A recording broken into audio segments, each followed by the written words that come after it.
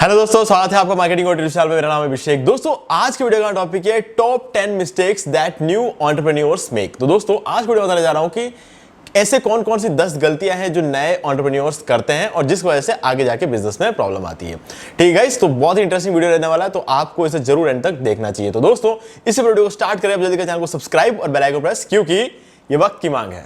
Okay guys, तो जो entrepreneurs होते हैं वो गाइस बहुत ही कमाल के लोग होते हैं, लेकिन गाइस सबसे बड़ी प्रॉब्लम यहाँ है कि एंटरप्रेन्योर्स के पास पूरा नॉलेज नहीं होता है। अब वो बिजनेस तो डेफिनेटली स्टार्ट करना चाहते हैं, लेकिन कुछ गलतियां कर देते हैं जिसकी वजह से आगे जाके वो तकलीफ में आ जाते हैं। ठीक है, तो यहां पर मैं क्लियर करूंगा कुछ ऐसी गलतियां जो कि अगर आप लोग नहीं करेंगे तो आप अच्छे एंटरप्रेन्योर्स बन सकते हो। ठीक है, तो सबसे पहली गलती, प्लानिंग ना करना, है ना। अब ये गलती क्या है ना, वो एंटरप्रेन्योर्स करते हैं जिनके पास टाइम नहीं होता है प्लानिंग करने की, और बस वो अपना बिजनेस स्टार्ट कर देते हैं बिना कुछ भी सोचे। मैं कह रहा हूं नो प्लानिंग की। ठीक है, नो प्लानिंग की बात कर रहा हूं, क्लियर कर रहा हूं मैं ये चीज कि बिल्कुल भी कुछ भी प्लान नहीं करते हैं और वो अपना बिजनेस स्टार्ट कर देते हैं। अब ऐसे में दिक्कत क्या आती है कि आगे जाके प्रॉब्लम्स क्रिएट हो जाती है। ठीक है, क्योंकि यहां पर होता क्या है, एक बिजनेस में आपको कम से कम अगले 6 महीने के बारे में सोचना चाहिए। उससे आगे सोचना के बारे में आगे बात करेंगे, डेफिनेटली वो भी एक गलती है। हाँ, तो हम यहाँ पे बात कर रहे हैं कि कम से कम अगले 6 महीने के बारे में थोड़ा बहुत आइडिया रखना चाहिए और आपको स्टार्ट करना चाहिए। नहीं तो क्या रहेगा कि आप जैसे जैसे बिजनेस स्टार्ट करते जाओगे, अगले 1 या 2 हफ्ते के अंदर आपके सामने इतनी सारी चीजें आ जाएगी ना जिसके बारे में आपने प्लान नहीं किया होगा, और एकदम से अब इतनी सारी चीजें आएगी तो आपका दिमाग खराब हो जाएगा, समझ में नहीं आएगा कि ध्यान कहां दे, है ना। तो एटलीस्ट आपको इतना सोचना चाहिए कि मैं ये जो बिजनेस स्टार्ट करने वाला हूं, इससे मुझे कम से कम क्या चीजों की जरूरत पड़ने वाली है। एटलीस्ट इतना अगर आपने सोच लिया ना, या फिर इतना अगर आपने प्लान कर लिया, तो आपको दिक्कत नहीं आएगी। नहीं तो बिजनेस स्टार्ट होते ही आप सोचोगे यार, एक तो सेल्स नहीं हो रही। सबसे बड़ी प्रॉब्लम तो यही है कि कहते हो सेल्स हो गई तो बाकी सारी चीजें एक प्रॉब्लम नहीं होती, लेकिन सेल्स तो नए बिजनेस में होती नहीं है एकदम से। ठीक है, तो उसके साथ साथ और भी बहुत सारी दिक्कतें आ जाती है, तो उसके लिए हमें प्लान करना चाहिए या थोड़ा बहुत प्लान करना चाहिए। ठीक है, ये पहली गलती होती है। दूसरी गलती है गाइस, बिल्कुल भी प्लान ना करना तो हमारा डेफिनेटली पहली गलती थी, लेकिन यहां पर बहुत ज्यादा प्लान करना भी हमारी दूसरी गलती होती है। ठीक है, बिल्कुल प्लान ना करना पहली गलती थी, ठीक है, जो कि हम बिल्कुल भी मतलब उसको एक्सेप्ट कर ही नहीं सकते कि आपने बिना प्लानिंग करे आपने बिजनेस स्टार्ट कर दिया। लेकिन दूसरी गलती ये होती है कि हम बहुत ज्यादा प्लान करते हैं, यानी कि फुल प्रूफ प्लानिंग करते हैं, हम उसके बाद बिजनेस स्टार्ट करने के बारे में सोचते हैं। ठीक है, ये हमारी दूसरी गलती होती है, और गाइस बहुत बड़ी गलती होती है ये। देखो क्या रहता है, फुल प्रूफ प्लानिंग के साथ प्रॉब्लम क्या होती है कि हम आज किसी टेक्नोलॉजी पे काम करने वाले होते हैं, एक लेटेस्ट टेक्नोलॉजी।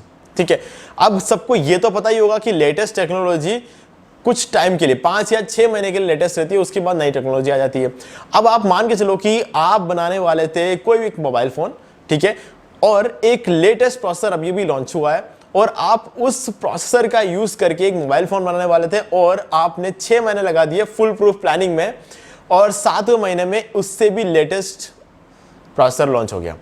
अब आपने इस 6 महीने के अंदर जितनी भी प्लानिंग की थी और उस प्लानिंग के थ्रू आपने जो प्रोडक्ट बनाना शुरू किया था वो वेस्ट हो जाएगा, क्योंकि नया प्रोसेसर आ चुका है। अब पुराने वाले की इतनी वैल्यू नहीं है, लेकिन आपने इस 6 महीने के अंदर प्लानिंग में ही इतना खर्चा कर दिया, मैन्युफैक्चरिंग में आपने इतना खर्चा कर दिया कि अब आप जो है उस प्रोडक्ट को या तो आप नहीं बेच पाओगे, या फिर आपको कम प्रॉफिट में बेचना पड़ेगा, या फिर आपको लॉस में बेचना पड़ेगा। क्यों? क्योंकि वो प्रोडक्ट आपके पास रहेगा तो आपको ज्यादा लॉस होगा, है ना। तो आपको उसे लॉस में कहीं ना कहीं बेचना पड़ेगा, और इस वजह से क्या होगा, आपका नुकसान हो जाएगा और आपको बहुत बड़ी दिक्कत आ जाएगी, क्योंकि आपने प्लानिंग में और एग्जीक्यूशन में बहुत पैसा खर्च कर दिया है और बहुत टाइम खर्च कर दिया है। तो ऐसे में अब आप जो है वो जो एक्स्ट्रा लॉस और होगा ना, तो आपका टाइम भी जाएगा, आपका पैसा भी जाएगा। तो ये चीज आपको बिल्कुल भी नहीं करनी कि आप 5-5, 6-6 महीने तक बस बैठ के प्लानिंग कर रहे हो, ऐसा नहीं होना चाहिए।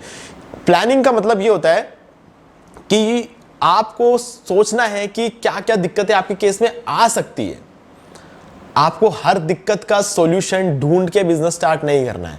हो सकता है उनमें से आधी दिक्कतें तो आए ही नहीं, या फिर अगर आएंगे तो 1-2 साल बाद आए, है ना। तो आप ही सोचो क्या क्या दिक्कतें आपके केस में आ सकती है, और उस चीज के लिए आप प्रिपेयर रहने की कोशिश करो। ऐसा नहीं कि आप उसका सॉल्यूशन ढूंढो, सॉल्यूशन जब आएगी तब ढूंढेंगे। आपको बस लिखना है हाँ ये दिक्कत मेरे, ताकि आपके लिए सरप्राइज ना हो, ये दिक्कत मुझे आ सकती है। अगर आप पहले से ही नोट डाउन करके रख लो तो जब आएगी तो आपके लिए सरप्राइज नहीं होगा, बस आपको उसका सॉल्यूशन ढूंढना होगा। जब आएगी तब सॉल्यूशन ढूंढना, एक बार बिजनेस तो लॉन्च करो, है ना। तो वो जो प्रिपरेशन है वो करनी है, आपको सॉल्यूशन नहीं ढूंढना है। ओके, सॉल्यूशन ढूंढोगे, आप इतना टाइम लगाओगे यार, इतने में तो आपका जो प्लानिंग है वो सिर्फ प्लानिंग ही रह जाएगी, उसको आप एग्जीक्यूट नहीं कर पाओगे।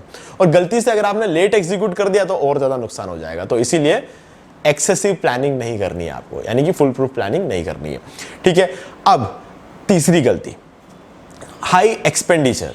तो गाइज हाई एक्सपेंडिचर मतलब बहुत ज्यादा खर्चा कर देना अपने बिजनेस के लिए, ठीक है। मान लो कि आपको एक यूट्यूबर बनना है, ठीक है, और अब आपको क्या है, यूट्यूबर आप बने नहीं, आपने अपना चैनल बनाया नहीं, कुछ नहीं किया। सबसे पहले तो आप जाके लेकर आ गए 2-3 लाख का कैमरा, ठीक है, और आप 10-15 हज़ार का ट्राइपॉड लेकर आ गए, आप 5-10 हज़ार की रिंग लाइट लेकर आ गए, एक अच्छा सा 10-15 हज़ार का माइक लेकर आ गए, लाइटिंग सेपरेट रख दिया, आपने कैमरामैन रख दिया, ठीक है, और आपके लिए स्क्रिप्ट बनाने वाला अलग, अपलोड करने वाला अलग, आपके लिए मार्केटिंग करने वाला अलग, मतलब बहुत सारे लोग आपने जो है एम्प्लॉयज रख दिए। एग्जाम्पल दे रहा हूँ, इतना कोई भी नहीं रखता, लेकिन फिर भी अगर आपने ये सारी चीज़ें कर दी और उसके बाद आप क्या करते हो, चैनल स्टार्ट करने के बारे में सोचते हो, तो गाइस ये गलती है, क्योंकि आपने इतनी देर में कम से कम 5-10 लाख का खर्चा कर दिया, ठीक है। और फिर जब आप उस चैनल को स्टार्ट करोगे और आपके जब 1 व्यू, 2 व्यू या फिर 0 व्यूज जब आएंगे, तब आप सोचोगे कि यार मैंने ऑलरेडी 5-6 लाख या 10 लाख रुपए का खर्चा कर दिया और मेरा चैनल तो अभी मतलब चल ही नहीं रहा है। तो आपने इतना बड़ा खर्चा कर, अब चलो 10 लाख तो बहुत बड़ी बात हो गई, मैं मान के चलूंगा 2 लाख रुपए भी अगर आपने खर्च कर दिया ना इन सब चीजों के पीछे, तब भी आपको लगेगा कि यार आप रिग्रेट करोगे, क्योंकि आपको इतनी जल्दी सक्सेस नहीं मिलती है, कोई भी बिजनेस में जल्दी सक्सेस नहीं मिलती है। ये तो सिर्फ एक एग्जांपल था यूट्यूब का। कोई भी बिजनेस जब आप स्टार्ट करते हो ना, एक छोटे लेवल पे स्टार्ट करो, है ना, एक छोटे लेवल पे स्टार्ट करो, बहुत ज्यादा पैसा मत लगा दो एक साथ कि आपको लगे कि यार गलती हो गई मुझसे, है ना, अब बिजनेस प्रॉपर्ली चल नहीं रहा है, बहुत ज्यादा खर्चा आ गया और भी दिक्कतें आ रही है, उन चीजों के लिए आपके पास पैसे बचे ही नहीं और आप परेशान हो रहे हो, बैठ के दूसरों से उधार मांग रहे हो, तो वो वाली गलती नहीं करनी, ठीक है। ये आपकी तीसरी मिस्टेक है। अब आती है चौथी मिस्टेक, जो कि है लो इन्वेस्टमेंट। अब गाइज यहां पर पहला तो था कि आपने बहुत ज्यादा एक्सपेंडिचर जो है कर दिया, अब दूसरे में आप कम एक्सपेंडिचर करने के बारे में सोच रहे हो, बहुत कम। अब यहां पे क्या दिक्कत आती है, यहां पे दिक्कत आती है कि आप क्या करते हो, अगर आपको पैसा कम करना है, मतलब आपका खर्चा कम करना है, तो आप क्या करोगे। फिर से यूट्यूब का एग्जांपल लेके चलते हैं, ठीक है। आप क्या करोगे, खुद ही रिकॉर्ड करोगे, है ना, आपका मतलब स्टूडियो है आपका, ठीक है, और आप स्टूडियो मतलब जहाँ पे आप बैठते हो वो आपका स्टूडियो है। अब उस स्टूडियो में आप वीडियो खुद रिकॉर्ड करोगे, टॉपिक आप खुद ढूंढोगे, आप जिसका जो स्क्रिप्ट है वो आप खुद लिखोगे, रिकॉर्ड भी खुद करोगे, ठीक है। आपका हर एक सेटअप, सारी चीजें आप खुद सेटअप करोगे, एडिट खुद करोगे, प्रोसेस खुद करोगे, और उसके बाद अपलोड खुद करोगे, पब्लिश खुद करोगे, मार्केटिंग खुद करोगे। चलो ये सब चीजें आप खुद कर भी लोगे। उस स्टूडियो की साफ सफाई भी आप खुद ही करोगे, चाय भी आप खुद बनाओगे, ठीक है, पूरे दिन का जो भी नाश्ता पानी जो कुछ भी है वो सब कुछ आप खुद करोगे, ठीक है। तो मतलब अगर आप ये सारी चीजें करोगे तो आपका यूट्यूब चैनल या फिर आपका जो भी बिजनेस है वो नहीं चलेगा। क्यों? क्योंकि जब इंसान सुबह उठता है ना, उसके पास बहुत एनर्जी होती है, बहुत एनर्जी होती है। अब सुबह उठ के सबसे पहले आप अपने स्टूडियो की साफ सफाई करोगे, ठीक है, आप उसमें पूजा पाठ वगैरह करोगे। उसके बाद इतने में क्या होगा ना, आपका जो 100% एनर्जी जो होती है ना, तो 50% तो खत्म हो जाएगी। क्यों? क्योंकि आपने ऐसे जगह पर एफर्ट लगाया जहां पर आपका शरीर ज्यादा काम कर रहा है, आपका दिमाग कम काम कर रहा है, ठीक है। साफ सफाई और बाकी पूजा पाठ इन सब में आपका शरीर जो है वो ज्यादा काम करता है और आपका दिमाग कम काम करता है। तो जब आपके पास एक ऐसी स्किल है जिसके थ्रू आप जो है ना बहुत बड़े बड़े काम कर सकते हो, तो आपने उस स्किल को यूज करने की बजाय अपना सारा एनर्जी साफ सफाई में लगा दिया, और उसके बाद आपके पास जो एनर्जी बचती है उसमें आप अपने 100% पोटेंशियल को बाहर लेकर नहीं आ पाते हो, ठीक है। तो आपने पैसे बचाने के चक्कर में अपना मेन मोटिव ही यहां पर खो दिया। तो ये भी आपको नहीं करना। आपके पास जितनी भी एनर्जी है ना, उसको आप अपने पर्टिकुलर उस स्किल में लगाओ। ऐसा नहीं कि आप एक्स्ट्रा काम जो है ना, जिसकी नेसेसिटी नहीं है, उसमें आप जो है अपने स्किल्स को, अपना जो टाइम है उसको इन्वेस्ट मत करो। अगर आप खुद कर सकते हो तो आपको अपने चीजें करनी चाहिए जहां से आप आगे बढ़ सकते हो, और दूसरा काम किसी और को दे दो। और अगर नहीं भी किया ना एक बार तो चलता है, ठीक है, जरूरी नहीं है। ओके, तो अब इसके बाद जो काम आता है गाइज, यहां पर है ना, इन दोनों चीजों में एक चीज आपने नोटिस की होगी, मैंने कहा कि आपको ज्यादा प्लानिंग नहीं करनी है और आपको नो प्लानिंग वाला सीन भी नहीं होना। तो आपका जो काम है ना वो मिड में रहना चाहिए, मतलब बीच का काम होना चाहिए कि आप थोड़ा बहुत प्लानिंग करनी है, ठीक है, ना तो कम करना है ना ही ज्यादा करना है, ठीक है। दूसरी चीज कि आपको ना ही बहुत ज्यादा खर्चा करना है और ना ही आपको बहुत कम खर्चा करने के बारे में सोचना चाहिए, क्योंकि उसमें समझदारी नहीं है यार। अपना टाइम हर जगह देना तो पॉसिबल नहीं है। अगर आप हर जगह अपना टाइम दोगे तो आपका जो मेन फोकस है वो आप नहीं कर पाओगे, मेन जगह पे आप फोकस नहीं कर पाओगे। ठीक है, तो ये दोनों चीजें आपको ध्यान रखनी है।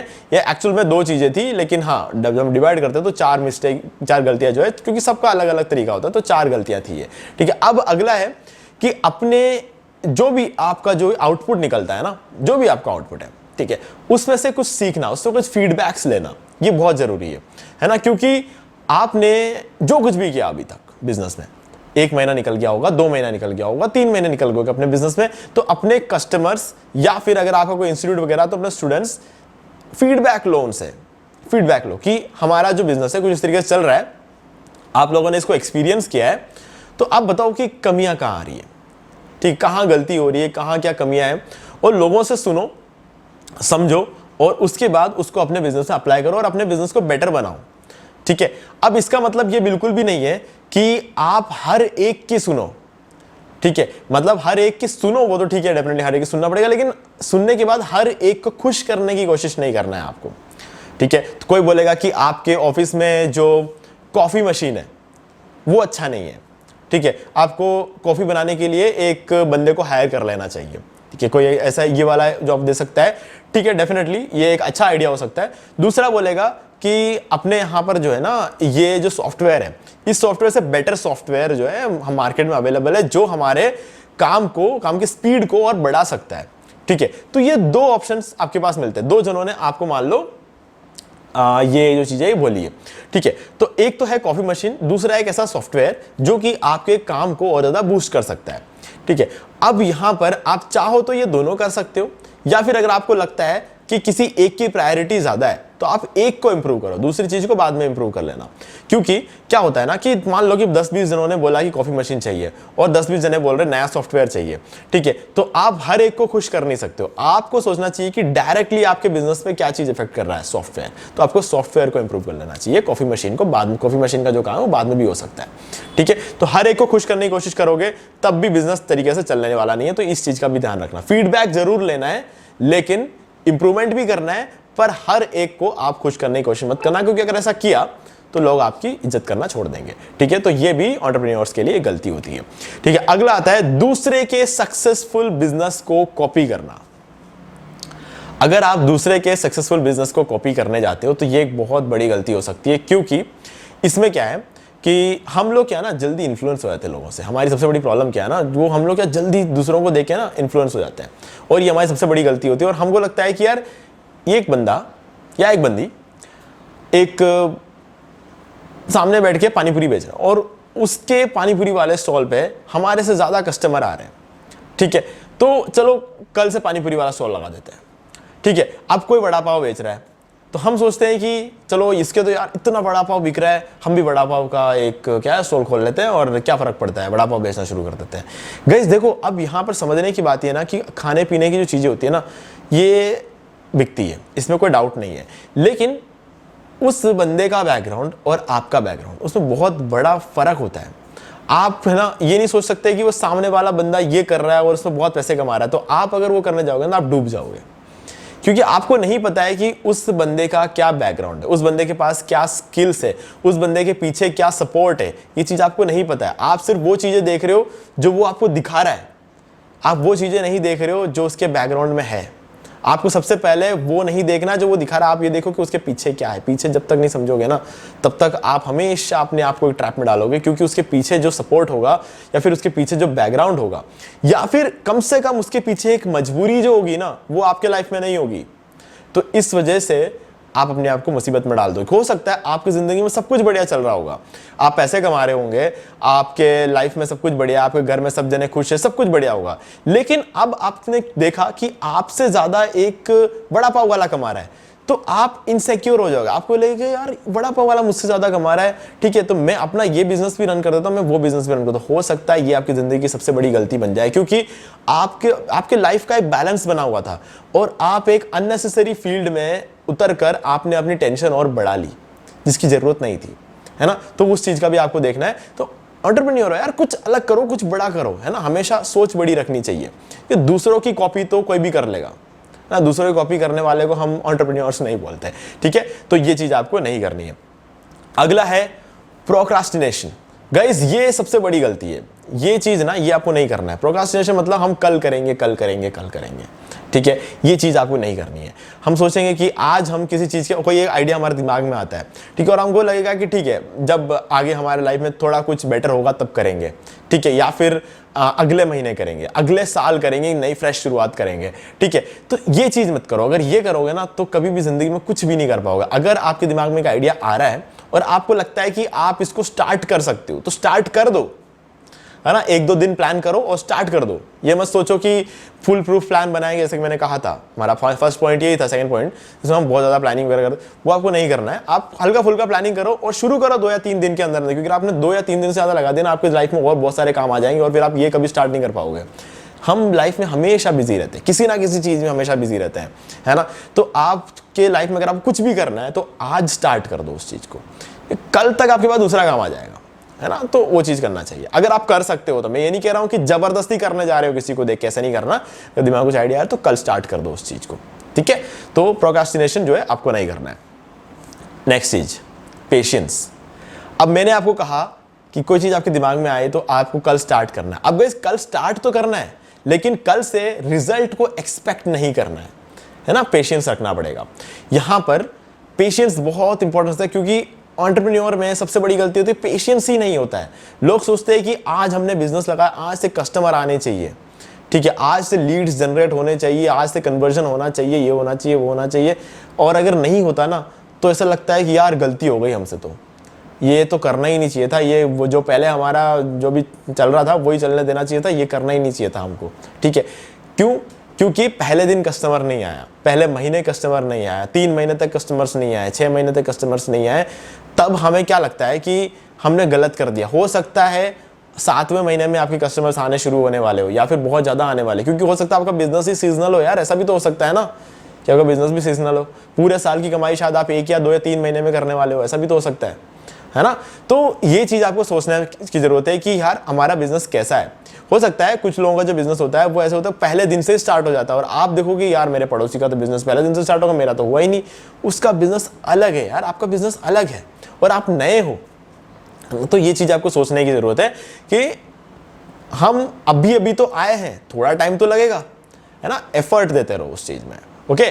तो पेशेंस रखना है आपको हमेशा। तो ये गलती नहीं करनी है कि पहले दिन से कुछ ज्यादा एक्सपेक्ट मत कर लेना, क्योंकि एक्सपेक्ट करोगे तो गलती हो जाएगी। अब आता है गाइस कि आपका जो दिमाग है ना वो एक मार्केटिंग माइंड होना चाहिए, है ना। आपका जो माइंड है वो टोटली मार्केटिंग माइंड होना। अब गाइस देखो सबका माइंड एक जैसा नहीं होता, सबका माइंड मार्केटिंग माइंड नहीं होता। तो गाइस उसे ऐसा बनाओ, अगर नहीं है तो बनाओ, क्योंकि जरूरी है। अगर आप एक एंटरप्रेन्योर हो और आपके पास मान लो कि मार्केटिंग की पूरी टीम भी है, आप उसको, या फिर मान लो कि आप उसको बाहर से किसी से करवा रहे हो, आपकी कंपनी में इन हाउस बिठा के नहीं करा रहे हो, आप बाहर से करा रहे हो, लेकिन तब भी गाइज आपका जो खुद का दिमाग होना चाहिए ना वो लगाना ही पड़ेगा आपके बिजनेस में। आप ये नहीं सोच सकते हो कि मेरे मार्केटिंग के लिए मैंने टीम बिठा दी है और मैं कर लूंगा, मतलब वो लोग कर लेंगे मेरे लिए और मैं बैठा रहूंगा। गाइज ऐसा नहीं करना है, क्योंकि बिजनेस जो है ना वो आपका है। आपके बिजनेस को आपसे ज्यादा कोई नहीं समझ सकता, है ना। दूसरे लोग उसे मार्केट करेंगे, किसी और वे में मार्केट करेंगे जो कि आपका वे नहीं होगा। आपका मोटिव कुछ अलग होगा उस बिजनेस को लेकर, उनका मोटिव कुछ अलग है उस बिजनेस को लेकर। आप आउटसोर्स करो, कोई दिक्कत नहीं है। अगर आपके पास टाइम नहीं है तो आउटसोर्स करो, लेकिन आप जो है उसमें टॉप पे बैठो। लोग जो भी आपके लिए, जो मार्केटिंग टीम जो मार्केटिंग कर रही है ना, उस पर आपकी नजर जरूर होनी चाहिए। कहीं ऐसा नहीं हो कि मतलब आपका आइडिया मतलब इधर जा रहा था और उनका मार्केटिंग आइडिया इधर जा रहा हो, है ना। तो नेगेटिव मार्केटिंग हो जाती है, जिसको हम डी मार्केटिंग भी बोलते हैं। तो मतलब आप जिस तरीके से अपने प्रोडक्ट को बेचना चाहते हो, जिस आइडिया के साथ अपने प्रोडक्ट को बेचना चाहते हो, वो हो सकता है लॉन्ग टर्म आइडिया हो, लेकिन ये लोग जो दिमाग, आपकी मार्केटिंग टीम जो दिमाग लगा रही हो ना, वो अभी शॉर्ट टर्म के लिए लगा रही होगी, तो वो प्रॉब्लम हो सकती है। तो इसलिए अपना मार्केटिंग माइंड बनाओ, अगर नहीं है तो। अगर है तो बहुत अच्छी बात है, ठीक है। तो आपको खुद को भी अपने मार्केटिंग के बारे में सोचना चाहिए और अपना दिमाग वैसा ही रखना चाहिए। नेक्स्ट आता है लीडरशिप स्किल्स। गाइस अब ये तो देखो कुछ लोगों का ना बचपन से मिलता है, लीडरशिप स्किल्स जो होते हैं ना बचपन से मिलता है। आप इसको डेवलप कर सकते हो बाद में, है ना, लेकिन कुछ लोगों की लीडरशिप स्किल्स हमेशा आपसे आगे रहेगी। क्यों? क्योंकि उनके बचपन से ही उनको कुछ इस तरीके से ट्रेनिंग होती है या फिर उनका माहौल कुछ इस तरीके से होता है, उनकी लीडरशिप स्किल्स अपने आप बिल्ड होती है। उन्हें कोई ना तो किताबों की जरूरत होती है सीखने के लिए, ना ही किसी और चीज़ की। उनका ऑब्जर्वेशन स्किल्स इतना कमाल का होता है ना कि उनकी लीडरशिप स्किल्स का कोई मुकाबला नहीं होता। लेकिन ऐसा नहीं है कि आप लीडरशिप स्किल्स को जो है अडेप्ट नहीं कर सकते, ऐसा बिल्कुल भी नहीं है। आपको उसे सीखना चाहिए, धीरे धीरे सीखो, लेकिन सीखो। देखो लीडर क्या होता है, लीडर का क्या मतलब होता है? लीडर वो इंसान होता है जो अपने पीछे पीछे सबको चलाता है। लीडर वो नहीं होता है जो अपनी टीम को आगे धक्का देता है ना, कि तुम आगे जाओ। वो लीडर खुद आगे चलता है और अपनी टीम को साथ लेके चलता है। लीडर का मतलब ये बिल्कुल भी नहीं होता है कि टीम में हर एक की बात सुन रहा हो या फिर हर एक पर चिल्ला रहा हो, गाली दे रहा हो, मार रहा हो, ठीक है, वो नहीं होता है लीडर। लीडर मतलब वो होता है जो इन दोनों चीजों के बीच में रहता है। लीडर को अपनी इज्जत हमेशा बना के रखनी होती है और लीडर को सबसे ज्यादा काम करना पड़ता है। लीडर का मतलब ये नहीं है कि आप बाकी लोगों से मजदूरी कराओगे और आप बस पीछे हंटर लेके बैठे रहोगे कि तुम ये करो, तुम वो करो, बस ये नहीं होता। लीडर का काम ये होता है हर एक इंसान को मोटिवेट करके रखना होता है, और जो काम वो अच्छा करता है उस काम के लिए उसे मोटिवेट करो और अच्छी तरीके से उसे काम निकलवाओ। उससे काम निकलवाना पड़ेगा आपको। आप ये नहीं कर सकते कि तुम करो और उसमें चिल्ला रहे हो, गाली दे रहे हो, झापड़ मार रहे हो। ये जो चीज़ में अगर आप ऐसा करोगे तभी वो काम तो करेगा। अगर उसकी मजबूरी होगी तो काम करेगा। लेकिन यहाँ पर वो आपकी इज्जत नहीं कर रहा है, वो आपसे डर रहा है। जिस दिन आपका ऑल्टरनेट ऑप्शन आ गया ना उस कंपनी में, खत्म हो जाओगे आप, क्योंकि आपने तो डरा धमका के रखा। तो सामने वाला एक बंदा आया जिसके अंदर लीडरशिप स्किल्स है आपके जैसे ही, और वो बंदा अच्छे से बिहेव कर रहा है, तो आप डर आ रहे हो, और ये दूसरा वाला बंदा है जो इज्जत कमा रहा है उसके बीच में। तो जिस दिन एक ऐसा मौका आएगा आपका, जब कोई डाउनफॉल आएगा ना, आपको लात दे के बाहर निकालेंगे। तो आपको डरा धमका के नहीं रखना है। आप ज्यादा काम करो और अपनी टीम को भी उस चीज को दिखा के मोटिवेट करो, है ना। तो ये चीज आप कर सकते हो। तो गाइज ये जो चीज है ना, ये गलतियां आपको नहीं करनी। ये थी वो 10 मिस्टेक्स जो ज्यादातर एंटरप्रेन्योर्स करते हैं, ठीक है। तो आपको इन चीजों का ध्यान रखना है और इन सब चीजों को नोट डाउन करके अपना बिजनेस प्लान बनाना शुरू करो, क्योंकि गाइज आगे जाके सब आपके सामने आएंगे। एक एक करके ये सारी प्रॉब्लम्स आपके लाइफ में आएगी। तो उसके लिए अगर आप पहले से ही प्रिपेयर्ड हो तो अच्छी बात है। सोल्यूशन तो आप धीरे धीरे ढूंढोगे, पहले से आप सबका सोल्यूशन नहीं निकाल सकते, है ना। सोल्यूशन धीरे धीरे निकलता रहेगा। जब जब आप उसको फेस करोगे अपने आप उसको सॉल्व करते जाओगे, ठीक है। तो प्रिपेयर्ड रह सकते हो। ओके गाइस, तो मुझे उम्मीद है कि आपको सारी चीजें क्लियर हो गई। फिर भी कोई डाउट है तो आपसे कमेंट करके पूछ सकते हैं। वीडियो को लाइक जरूर कर दें, चैनल को सब्सक्राइब बेल आइकन जरूर प्रेस कर ले, क्योंकि ये वक्त की मांग है। तो दोस्तों मैं उम्मीद करता हूं कि आपको ये वाला वीडियो अच्छा लगा होगा। अब यहाँ पर 2 और वीडियोस जिनको आपको जरूर देखना चाहिए, क्योंकि इनको देखने के बाद आपको मार्केटिंग से रिलेटेड जितने भी क्वेरीज है वो और भी ज्यादा क्लियर हो जाएंगे। और अगर आपको ये वाला वीडियो लाइक जरूर कर दे और चैनल को सब्सक्राइब करके बेल आइकन जरूर प्रेस कर ले, क्योंकि ये वक्त की मांग है।